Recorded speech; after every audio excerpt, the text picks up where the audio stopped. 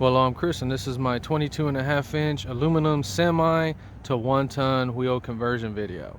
This is part one of a series until we get those things completely on there, ready to go. So obviously this video is made for people that are new to this, trying to figure this out, maybe budget out a project. I'm gonna tell you right now, it's gonna cost a lot of money. We'll get into that in a second. I know there's kits out there, $6,000 to $7,000. I'd pay attention to this video before I jump right into one of those kits. They may be for you, may not be for you. We'll get into that later. So we'll talk about wheel specs in a little bit, but the fronts, you generally don't have any problems. You have all your problems back here, and this is where you need to focus and start your project with the rear end of your truck. So this is a 1980 cabin chassis, meaning that it was ordered without a bed, a box delete truck, and it comes with a rear end that is 8¼ inches narrow, more narrow than a regular dually. So the long bed dually comes with a 72-inch wheel mounting surface to wheel mounting surface rear end. This one is 63.5 inches, and we're trying to look straight down that bed side. Imagine just a normal fleet side bed, and you can see how that dually wheels stick out about 1 inch or 2. So that just gives you an idea how much that dually fender is going to cover up. It's going to stick in about 4 inches in a normal rear end. So if you had the 72-inch rear end, your dually wheel would be sitting about right here, just perfect to tuck that fender. Okay, and I'm bringing that up because if I have a narrowed rear end, I want you to check this out. So headache number one is if you try to run two 8¼ 22.5s, just like that, we're going to be at our dually fenders max. We're probably going to tuck about 1.5 inches right there, and it's going to look perfect on this truck. But what in the world do you do if you don't have that narrowed rear end like that? So when you do this conversion, you are going to have to use a wheel spacer, but look, we're already having major issues on the narrowed rear end, and look how close we are right there. So we already have issues with the shortened rear end, and you're going to have issues with the extended rear end. I mean, that looks like it won't even fit like that, but it has to. So we're talking about that right now because a lot of those kits will come with these wheels, and there's a special offset wheel that we'll talk about in a little bit that you're probably going to end up needing unless you want your wheels to stick out under the fenders. We've all seen those pictures. To me, on a lifted four-wheel drive truck, it doesn't matter, but on a lowered one, if those wheels are sticking out of the dually fenders, it looks horrible in my opinion. Not acceptable. I actually think I have to get that offset wheel, but my offset wheel goes on the inside. On a regular dually, you put the offset wheel on the outside, but we'll get into that a little bit. So they make those 22.5s in 3 different sizes. There's 2 that you're going to use. Most kits only offer 1, and that's that size, which is 22.5 by 8¼ But it's a freaking mess no matter what you have. You got to do serious planning because every move that you make costs hundreds of dollars, and this stuff is big and heavy, and you can't just ship it back. So these are 22.5-inch ALCOAs. I bought them used for $125 a piece. Those obviously are the super common level 1, just 22.5 by 8¼ They sell those everywhere all day and night in Houston, Texas. These are a little more rare. I don't know what those are called. I thought they were Peterbilt wheels, but somebody let me know what those are. So when you're buying used wheels, you want to buy them local. These guys right here said I can bring them back if there's any issues, warp, but they inspect them pretty freaking good. So when you're looking at these wheels, they have hub and lug centric. This is the hub right here, think hand H hub, and then your lugs. You do not want lug centric wheels if you're doing this conversion. The lug centric are the ones going to have a bevel on there, just like most passenger cars and trucks. These have a flat nut that just tightens us down, and all this rides on the hub centric. Okay, so this is going to be the wheel for the front. It's going to polish up just perfect. And that's why you got to pay attention, because if we were going to use this for the rear wheel, you already know that's going to be a nightmare trying to polish that. So the next important thing is understanding that these are 22.5-inch big rig semi wheels. They have to be machined down. We'll get into the price and how that's going to go down here in a little bit, but you cannot use these. Do not stretch no tires over these. And just so you're wondering, the big rig tires are usually super tall. Okay, so I think that the 19.5s do have a low profile tire like on F450s, but as far as 22.5, I don't think the tire gets that low profile. And you do not ever in a million years run semi tires on a truck like this. It will literally beat the crap out of all the bushings of rubber. I seen a guy that had them on there for about 6 months, brand new freaking Dodge 1-ton, and he had to have every single freaking rubber thing replaced. It was like $2,800 on a brand new truck, the warranty was like, we're not covering that, dude. He had no idea, went in there for a little vibration, had to replace everything. He replaced it and sold the truck, long story short. So the next important thing in this conversion is understanding they use adapters, steel wheel adapters, not freaking wheel spacers. They're not aluminum. They're wheel adapters that go from this 8 lug pattern to that 10 lug pattern. Probably the most important part of this whole conversion is understanding your hub diameter. These wheels ride on the hub. They're hub centric, even these 8 lugs are. So when you buy your wheel adapters, you have to have this size 100%. On this truck, it is a 4.56 inch. And I honestly don't want to know the number of conversions that were done without that exact number.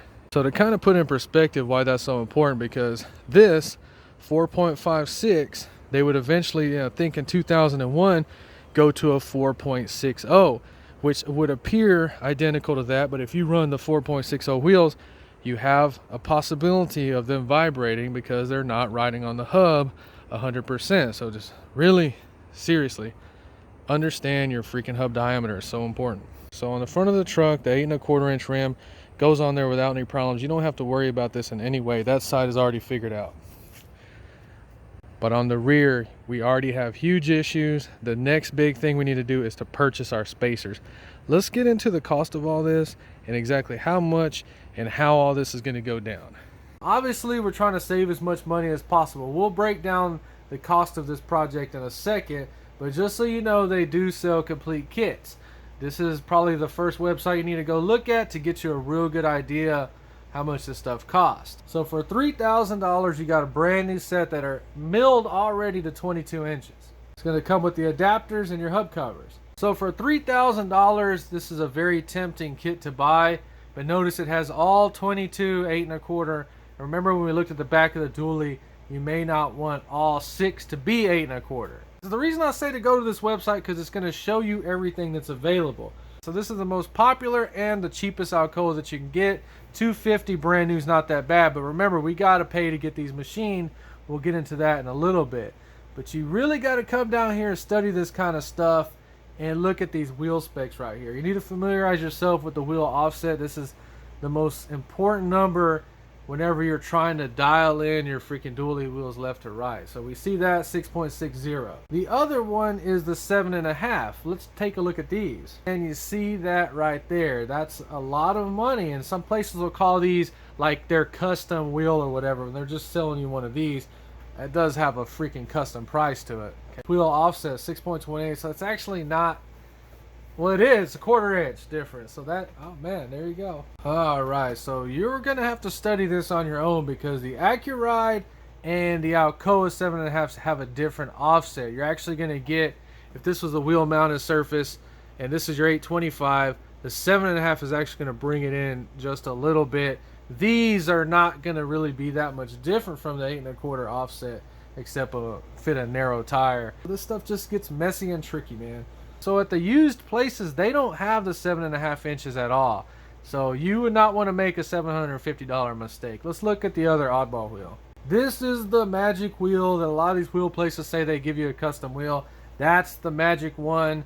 On a 72 inch axle, you want to run these on the outside. And I may have to buy these to run on the inside. That's why I only bought 3 wheels. I didn't buy all 6. See how that offset's going to change a whole bunch. Obviously, that's your mounting surface between the two. It's going to actually bring the tire over a whole bunch that way. That's why I said I may have to get those for my dually project on the inside. And that price freaking irritates me and scares me at the same time because I could be making an $800 mistake. Then you look at the freaking offset and it's just giving you outset inset because this one is going to ride more into the center. So you just got to play around with these numbers and study them. But I'm telling you right now, this wheel right here is the solution to many dually wheels that stick out past the fender and look ridiculous. So at the used wheel place, they didn't even know what these were, so you're probably going to end up having to buy these brand new. That's your first task, is familiarizing yourself with the 3 wheels available and trying to avoid having to buy those expensive ones like that. So you got your wheels figured out, and you can see I already purchased 3 of them, but we can't do anything until we get our adapters. So these are adapters. These are not wheel spacers. These are made out of steel. They're super big and they're super heavy. These are hub centric, so these are not going to break or fall apart. We will be buying a set of these and installing them in the future. But you see, they are $900, that's shipping included. The local place wants $1,000 for these. So these things look small in the picture, but they are huge in real life. Free shipping, but if you got the wrong ones, I couldn't imagine how much it would cost to ship them back. Obviously, they have some kind of deal. Nowhere on this thing does it talk about the hub 4.56 that I need, so I will have to call them and make 100% sure. That's why I said you don't want to make a $900 mistake. So we're going to add this up and get an idea of how much it costs to do this on a budget. These are 125 used wheels.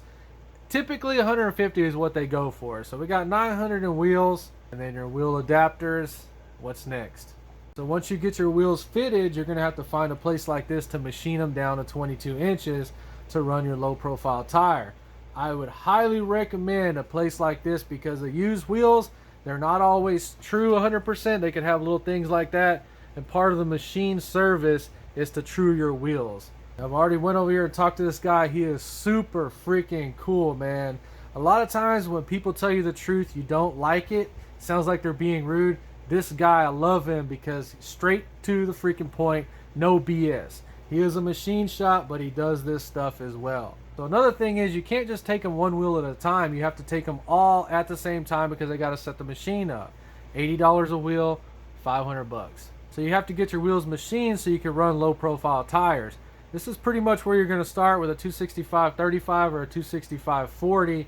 You can get these wheels on the cheaper end for about 150.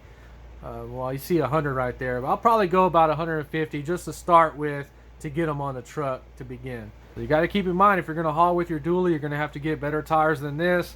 But for me, I'm going to start with these, 900 bucks. Okay, so then when you finally get your wheels and tires on there, you're going to have to get your hub covers, and usually you want to go with a set. Okay, so you kind of get the idea what the prices are. You're going to have to figure this out. I'm going to go with the more basic set, so I'm going to set mine around 300 bucks. I have not even started to look at this yet. I have no idea. So accessories, we're just going to round it off to 300 bucks. So $3,550, and that's doing it on a budget. Keep in mind, we still got to polish the wheels up. That's not that big of a deal, and we may need a couple $100 here and there for some little spacers. But that's a lot of money, and this is a budget project. You can see real fast why those kits cost $6,000 to $7,000, and this isn't even with those special wheels that we may end up having to get, which in that case we're going to have to add about $500-600 to this. And of course, going in the forums, I didn't learn anything. I hate forums, but I can't bash them that hard because they got pretty cool pictures, and I did learn about the tire sizes. And you see how I got both styles. I want to run this style on one side of the truck and that on the other, and I'm probably going to go with this center cap or hubcap design. I think these are only like $7 or $8 a piece, but just giving you an idea of what the truck is going to look like. It might be a little higher than that, and even if my truck looks like crap, if I can get it setting up like this, it's going to be cool. Just wanted to break down the idea of how much it's going to cost. We're going to have the rest of these videos, probably part 2 and 3, until we get them on the truck and the wheel project is done. But stay tuned. I got the dually build still in progress. But that's it for this video. If you enjoyed, please like and subscribe, and thanks for watching.